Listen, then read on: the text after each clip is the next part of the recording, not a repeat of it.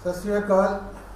आप सबका फिर इस कोविड सेशन में स्वागत है।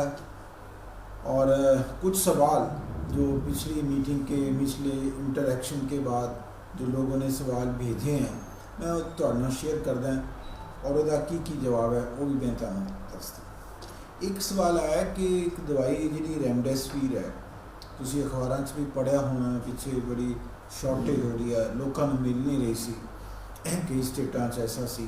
देखो रेमडेसिविर पंजाब दे विच कोई उहदी कमी नहीं है, गौरमेंट ने ऑलरेडी पूरा स्टॉक किया होया सी और रादर पिछले महीने 5-6 हफ्तियां से ये दवाई कई प्राइवेट हॉस्पिटल भी असी गौरमेंट ने सप्लाई की ताकि वहाँ भी मरीजों को रेमडेसिविर इस दवाई के बारे कोई दिक्कत ना हो। सो ये दवाई पंजाब में ऑलरेडी हमारे पास बहुत पड़ी है, पूरी पड़ी है, तो कोई इसकी किसी तरह की भी शॉर्टेज नहीं पंजाब में। ये पिछले हफ्ते 10 दिन बाकी स्टेट्स में हुआ था, पर जैसे मैंने कहा पंजाब के पास पूरी सप्लाई थी और कई प्राइवेट हॉस्पिटल्स को भी ये दवाई हमने दी है ताकि मरीजों को कोई दिक्कत नहीं। इसी तरह किसी ने पूछा कि ऑक्सीजन का भी कुछ थोड़ा पेपरों में आ रहा है आजकल ना, ऐसी हमारे स्टेट में ऑक्सीजन की कोई शॉर्टेज नहीं। तो कोई ऐसा मरीज भी इस वजह से कोई सोचने की बात नहीं किसी को कि ये दिक्कत होगी तो क्या करेंगे, ऐसा नहीं है। दवाई भी पूरी अवेलेबल है, ऑक्सीजन भी पूरी अवेलेबल है। तो ये तो आपको जिसने भी भेजा है तसल्ली रखिए कि पंजाब के स्टेट में ऐसी कोई इन दोनों की कोई कमी नहीं है, पूरा इंतजाम किया गया है ताकि इसकी कोई शॉर्टेज ना हो। उसके बाद किसी ने एक बड़ा अच्छा सवाल भेजा है कि देखो मेरे को एक वैक्सीन की डोज लगी, कुछ दिनों बाद मेरे को तो कोविड हो गया। अब कोविड के 2 हफ्ते में जो सेकंड डोज है वो होता है कि 4-6 हफ्ते पे सेकंड डोज लगाओ। तो कई एक वैक्सीन का तो 4 हफ्ते के बाद है, एक अब 6 to 8 वीक्स है। तो ये है कि अगर आपको बीच में कोविड हो गया, दूसरी डोज लगनी है तो आप कोई 6 हफ्ते वेट कर लीजिए, एकदम ना लगाइए। तो इसलिए जो अगर पहली लगी है ठीक है, जब भी कोविड हुआ है जो पॉजिटिव हुआ उसके 6 हफ्ते काउंट कर लीजिए और जब 6 हफ्ते ख़त्म हो जाएंगे ना फिर अपनी सेकंड डोज जी है वो जरूर ले लेना। उसदे नाल तुहाडी बॉडी नूं इम्यूनिटी ज़्यादा अच्छी बढ़ेगी तो दोबारा इन्फेक्शन तो बचने वास्ते ज़्यादा थोड़ा प्रोटेक्शन मिलेगी। सो ये है कि थोड़ा टाइम गैप देना पड़ेगा, अदरवाइज दूसरी डोज ले जरूर लेना। एक सवाल सामने आया है कि देखो जी वैक्सीन है ये किमें काम कर रही है। देखिए ऐसा है जी ये वैक्सीन होती है इसमें कई मतलब डिफरेंट प्लेटफॉर्म हैं, जो डिफरेंट वैक्सीन हैं। तो जब ये बॉडी में इंजेक्ट करते हैं वैक्सीन को, तो जो वैक्सीन का जो मेन पर्पज़ है ये बॉडी में जाके जो बॉडी में ना एक सिस्टम होता है जिसको कहते हैं हम इम्यूनिटी सिस्टम, जो अपना डिफेंस होता है बॉडी का। कोई भी इन्फेक्शन जब किसी इंसान को होती है तो वो सिस्टम उसको इन्फेक्शन से बॉडी को बचाता है। तभी कहते हैं ना अगर किसी का इम्यूनिटी कम हो गई है तो उसको थोड़ा इन्फेक्शन होने के चांस ज़्यादा होते हैं। तो जब ये इंजेक्शन और वैक्सीन दी जाती है तो ये जाके जो इम्यूनिटी वाला जो सिस्टम है, जो प्रणाली है शरीर के अंदर इस तरह की, उन्होंने जाके जो सैल होंगे हैं उन्होंने कहना है कि इस तरह दी एंटीबॉडी बनाओ ताकि उन्होंने एक्टिवेट करता है, उन्होंने सिखाता है कि इस तरह की एंटीबॉडी बनाओ।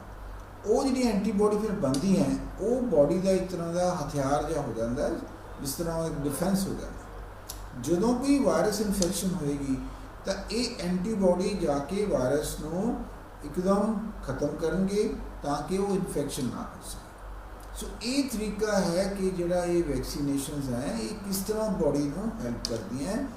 तो अंदर जाके जरा इम्यून सिस्टम को एक्टिवेट करती हैं, सिखाती हैं कि इस तरह दी एंटीबॉडी बन जाए, बिकॉज ये थोड़ा और वो जी एंटीबॉडी बनती हैं वो उस इस वायरस के अगेंस्ट होंगी। तो ये तरीका है कि वैक्सीनेशन हेल्प होती है। ताही है कि जे सारे वैक्सीनेशन हो जाए ਲੈ ਕਹਿੰਦੇ 60-70% ਲੋਕਾਂ ਨੂੰ ਅਗਰ ਵੈਕਸੀਨੇਸ਼ਨ ਹੋ ਜਾਂਦੀ ਹੈ ਤਾਂ ਉਹ ਵਾਇਰਸ ਜਿਹੜਾ ਹੈ ਉਹ ਕਿਸੇ ਨੂੰ ਇਨਫੈਕਟ ਜੋ ਕਰੇਗਾ ਤਾਂ ਐਂਟੀਬਾਡੀ ਹੋਣਗੀਆਂ तो वायरस मर जाएगा। तो वो फिर आहिस्ता आहिस्ता वायरस अपने आप मर जाता है, अपने आप ये जी इन्फेक्शन होंगी वो घट जाती है तो अपने आप खत्म हो जाती है। सो ये पर्पज़ है कि जल्दी तो जल्दी जिन्होंने भी इंडिकेशन है वैक्सीनेशन करान, एक बारी इन्नी पॉपूलेशन वैक्सीनेशन जब हो जाएगी फिर यदा सारिਆਂ ਨੂੰ ਜਿਹੜਾ फायदा होएगा। वैक्सीनेशन वाले वैसे ही नहीं इन्फेक्शन होएगी और आहिस्ता आहिस्ता वायरस ਨੂੰ खत्म होने का मतलब बहुत बच जाता कि क्योंकि जिन्होंने इन्फेक्ट करेगा अगर उसके अंदर एंटीबॉडी है तो वायरस मर जाता, वो अगे नहीं स्प्रेड कर सकता। सो ये पर्पज़ है वैक्सीनेशन का, तभी इतना महम है, इतना कुछ सबको कहा जा रहा है मीडिया पे कि जितनी भी जल्दी वैक्सीनेशन लगाओ। और गवर्नमेंट तो देखो एक तरह की मोहल्लियाँ जाके सेंटर बना रही है ताकि वैक्सीनेशन हो जाए। तो अपने आप ਨੂੰ और ਸਾਰਿਆਂ ਨੂੰ ਮੋਟੀਵੇਟ ਕਰੋ तो जिन्नी तो जल्दी ਤੁਹਾਡਾ ਜਿਹੜਾ ਨੰਬਰ ਆਇਆ वैक्सीनेशन करा लो। ਇਹਦੇ ਵਿੱਚ ज़्यादा किल्लत ना करो, सोचो ना। कई अफवाहां ऐसियां हैं वो कहदियां जी वैक्सीनेशन तो बाद किसी ਨੂੰ साइड इफेक्ट हो गया। ये ਜਿਹੜੀਆਂ वैक्सीनेशन है दोनों बहुत सेफ है, ਇਹਦੇ ਵਿੱਚ कोई सोचने वाली गल नहीं है। थोड़ा बहुत बुखार तो सबनों ਹੁੰਦਾ है, सिर्फ ये कह के कई लोगों को जिन्होंने अलर्जिक रिएक्शन एनाफिलैक्सिस कई बार ना कोई पेंसिलिन दी किसी ने दिता तो उन्हें एनाफिलैक्सिस हो गया, रिएक्शन हो गई, साह बंद होने वाला हो गया। तो उस तरह की रिएक्शन कदे कदे होती है। तां जिन्होंने इस तरह की हिस्टरी हो, इस तरह की ड्रग ना कोई ज़्यादा रैश और रिएक्शन हुई हो, उन्होंने एडवाइज किया जाता है तुसीं ना लो। वो तो हार्डली 1% तो भी बहुत घट लोग होंगे जिन्होंने इस तरह। तो बिल्कुल कोई फूड एलर्जी हो कोई डरने वाली गल नहीं। तो बिल्कुल घबराओ नहीं, जल्दी तो जल्दी अपने आप को वैक्सीनेशन कराओ, आप भी करो और दूसरी डोज भी जो हैगी ड्यू थोड़ी वो अपनी डोज भी। एक फिर किसी ने एक बड़ा आजकल कुछ मीडिया में चल रहा है, कुछ वीडियो भी भेजी है कि देखो असी हाल तक ये कहते रहे हैं कि मास्क कॉमन आदमी आम आदमी वास्ते जिहड़ा क्लोथ मास्क है वो ठीक है, उन्होंने कोई सर्जिकल मास्क या N95 मास्क जोड़े हस्पतालों वास्ते होंगे हैं, हेल्थ वर्कर वास्ते होंगे हैं। तो जे कपड़े का जोड़ा मास्क है जिन्हें तुम बार बार धो भी सकते हो तो यूज़ कर सकते हो, वो भी ठीक है। ये किसी ने भेजा है एक वीडियो कि देखो उस दिखाया जा रहा है कि ये जो कपड़े का मास्क है इसका तो कोई फायदा नहीं होता। देखो ऐसा नहीं है, कपड़े के मास्क भी वो लाओ जिस 2 या 3 लेयर वाला बने और वो पूरा थोड़े फेस से फिट हो। ये कॉमन परसन वास्ते हाँ जे तुसी हस्पताल जाते हो उत्थे तो तुहानूं चाहिए कि सर्जिकल मास्क पहनना पेगा, बिकॉज वही है जो लोड ज़्यादा हो जिस जगह पर ज़्यादा मरीज इस तरह के पेशेंट हो उत्थे वायरल लोड ज़्यादा होंदा, इस करके उत्थे सानूं सर्जिकल मास्क या N95 की जरूरत है।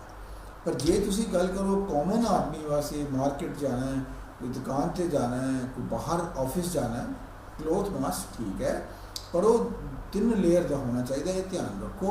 और एक चीज़ होर थोड़ी सी नॉलेज आई है कि अगर 2 मास्क पहन लो वो थोड़ा होर फायदा ज़्यादा होगा। पर एक कोशिश करो कि मूँह पूरी तरह फिट हो मास्क, ये नहीं कि थोड़ा मुँह से बस मास्क रखा हुआ है, नक से तो कवर ही नहीं किया हुआ है। मैं ज़्यादा लोगों ने ये देखता वो गलत है। आपको अपना नक भी और मुंह भी दोनों को कवर करना पड़ेगा और ताकि मास्क आपके फेस से बिल्कुल फिट कर जाए, ताकि किसी पासों ये ना हो कोई हवा अंदर जा रही है जिसके नाल वायरस अंदर जा सकता। पर जदों ये सामने तो आएगा थोड़ा फिल्टर होंदा है, जिहड़ियां लेयर होंदियां मास्क वो इनू थोड़ा जिहा बचाते। तो इस करके ऐसी गल कोई नहीं है कि कपड़े का मास्क का कोई फायदा नहीं, ऐसा नहीं है। जो CDC का हाले भी रिकमेंडेशन है कि कपड़े का मास्क प्रॉपर मास्क लिया हाँ उन्होंने तुसी बार बार वॉश करके दोबारा यूज़ कर सकते। ये थोड़ा है हाँ ये जरूर है। अगर तुम हस्पताल जाते हो उत्थे कोशिश करो सर्जिकल मास्क पहनने कि उत्थे थोड़ा जा इन्फेक्शन ज़्यादा होने का डर होंगे, लोड ज़्यादा होंगे। तो एक किसी ने कहा कि जी जो वायरस म्यूटेट जिस तरह सानू पंजाब के UK वेरिएंट जो बढ़ गया तो ये तो नहीं कि जी वैक्सीनेशन है ਉਹਦੇ ਨਾਲ ਕੀ है, देखो ਜਿਹੜੀਆਂ दोनों वैक्सीनेशन अपने देश 'ਚ ਲੱਗ रही हैं, ਜਿਹੜਾ यूके वेरीएंट है, ये दोनों वैक्सीन इन्हां वास्ते भी उन्ना ही बचादियां जिन्ना कि ओरिजिनल वायरस। तो इस करके ये भी वैक्सीनेशन दोनों ये वेरीएंट जी साढ़े पंजाब के है इन्हां वास्ते भी पूरी प्रोटैक्शन दिंदी है। तो कोई ऐसी सोचने वाली गल नहीं, ये पूरी जी रिसर्च हुई है कि ये म्यूटेशनों भी ये वैक्सीनेशन का उन्ना ही असर होंदा है, उन्ना ही बॉडी के इम्यूनिटी बन के इन्हों वायरस को मारती है जिन्ना कि जोड़ा पहला आप वाइल्ड कह लिए या ओरिजिनल वायरस। मैं एक होर थोड़ा जिहा तुहानूं इस मौके पर अज थोड़ा बेनती करना चाहना कि देखो पिछले 6 हफ्तियां तो थोड़ा पंजाब 'च वधिया, पर जिहड़े भी गौरमेंट ने स्टैप लिते उन्हां दे नाल आपां इहदी जिहड़ी वधदी दी रफ्तार सी उहनूं घटा ली। 3 हफ्तियां तो ये थोड़ा जिहा नंबर जिहड़ा है स्टेबल हो गया, पर हाले भी सानूं बिल्कुल अपने आप को तैयार रखना है ताकि डर है बदन का, बिकॉज उसका डर इस करके ज़्यादा लग रहा है कि जोड़े लोग बाहरों आते हैं जिस तरह कुंभ मेला तो आएंगे वापस, वो क्या होंगे कि उत्थे जिन्हें तुम अखबारों भी देख रहे हो उत्थे कोई किसी ने प्रिकॉशन नहीं ली और लोग थोड़ा किन्ने मतलब कट्ठे हुए इस लोग और उत्थे स्प्रैड होने का बहुत बहुत डर है। जिथे भी ज़्यादा लोग कट्ठे होंगे उत्थे बढ़ेगा स्प्रैड होगा। ये जरूर है कि मेरी ओपन स्पेस थोड़ा घट होंदा है, क्लोज स्पेस ज़्यादा होंदा है, पर हुण कुछ दिनों ये भी ऑब्जरवेशन आ रही है कि हवा च भी जान लग गया, तो अगर हवा दे विच है तो ओपन स्पेस भी उन्ना ही नुकसान कर सकता। तो जिहड़े लोग हुण वापस उत्थे आ रहे हैं, मेरी एक बेनती है सारिਆਂ ਨੂੰ कि अगर आप आके 4 दिन वास्ते अपने आप को घर च बिठा लो, कोई बुखार नहीं होंदा, ठीक है, अगर बुखार थोड़ा होंदा तो टेस्ट लो, अगर वैसे भी आप मन चाह टेस्ट करा लो, टेस्ट तो फ्री होंगे हैं, उसका फायदा ये हो जाएगा कि अगर परचांस तुसी उत्थे गए कोई ऐसा हो गया कि तुहानूं किसी ने वायरस तुहानूं स्प्रैड हो कि तुहानूं इन्फेक्ट करता किसी ने, तब तक कि अपने आप को तुहानूं पता लग जाएगा, जल्दी मौके पर जल्दी प्रिकॉशनां लैके तुसी अपने आप को बचा सको कि जेकर आप और दूसरों को भी बचा। अगर आपको पता कि आपको इन्फेक्शन है तो आप कोशिश करोगे बाहर नहीं जाओगे 14 दिन, ताकि ये इन्फेक्शन खत्म हो जाए, ताकि मैं किसी होर भी स्प्रैड ना करा। मेरे को ये भी तो है ना, लोगों ने भी तो बचाने, आप भी बचने, बाकियों भी बचाना। और अजकल देखो जो गवर्नमेंट ऑफ पंजाब ने एक बड़ा आई विल से नोवल जा तरीका लभ्या 2-3, जिहड़ा कि एक तो पहला फतेह किट दिंदे सी जिहदे सारिਆਂ ਦੇ ਵਿੱਚ दवाइयां पाई गई, जिहड़ी दवाई जरूरत है तुहानूं 14 दिन वो मिलदी है। टैंपरेचर देखने वास्ते थर्मामीटर मिलता, ऑक्सीमीटर मिलता देखने वास्ते, स्टीम इनहेलेशन वास्ते।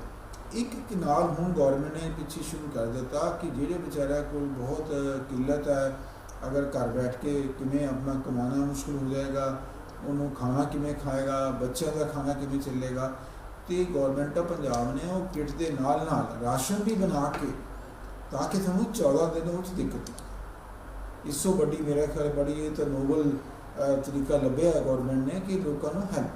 तीसरी हैल्प होंगी है कि जी इलाज, वो फतेह किट दवाइयां सारियां पाइयां हुई, पर कई बार होंदा है कुछ लोगों को ये बीमारी बढ़ती है और हो सकता है कि थोड़ा हॉस्पिटल जाना पड़े। हुण जिहड़ा होम आइसोलेशन वाले लोग हैं जिहड़े घर च रहंदे हैं और ये एनकरेज किया जाता है कि अगर आप ठीक हो तो घर में रहो, तो उन सबको मॉनिटर किया जाएगा बाय डिपार्टमेंट, नॉट टेलीफोन नहीं, 1-2 बारी तुहानूं आके हेल्थ वर्कर मिलणगे और अगर तुहानूं लग्या कि कोई चीज़ बढ़ रही है, अपने आप एंबूलेंस बिठा के तुहानूं जिहड़े भी हस्पताल तुसीं जाना चाहुंदे हो, प्राइवेट जाना चाहते हो कोई, तो उत्थे तुहानूं छड्डिया जाएगा, अगर नहीं तो गौरमेंट लिया जाएगा, ताकि टाइम पर तुहानूं जिहड़ी ये बीमारी की जरूरत है कि उन्होंने ठीक करने वास्ते वो तुहानूं हेल्प मिल जाए। सो ये 3 चीज़ां जिहड़ियां कि गौरमेंट ने कीतियां, मेरा ख्याल है कि आपां ये जिहड़ी साडी तरीके कुछ तंग हो रहे हैं, जिन्हां दी सीरियस हो जाते हैं, मौत भी हुई हैं, तो उन्होंने असीं घटांगे, ये चीज़ां ना होर घटेगा। तो मेरी आपको फिर बेनती यही है कि मास्क पहनते रहो, अपना ध्यान रखो, दूसरे में ध्यान करो, टेस्ट जरूर कराओ जब ज़रूरत है, ताकि और तुहानू कोई अगर कोई पॉजिटिव है उन्होंने कोई दिक्कत नहीं होगी। इन्होंने शब्दों नाल फिर मैं आप सब तो आज्ञा लेना है। और अगर कोई होर सवाल तुहाडे दिल च है पूछना है तो सानू भेजो, असीं फिर तुहानू फिर अगले हफ्ते उसका जवाब देवांगे। बहुत बहुत शुक्रिया। सत श्री अकाल।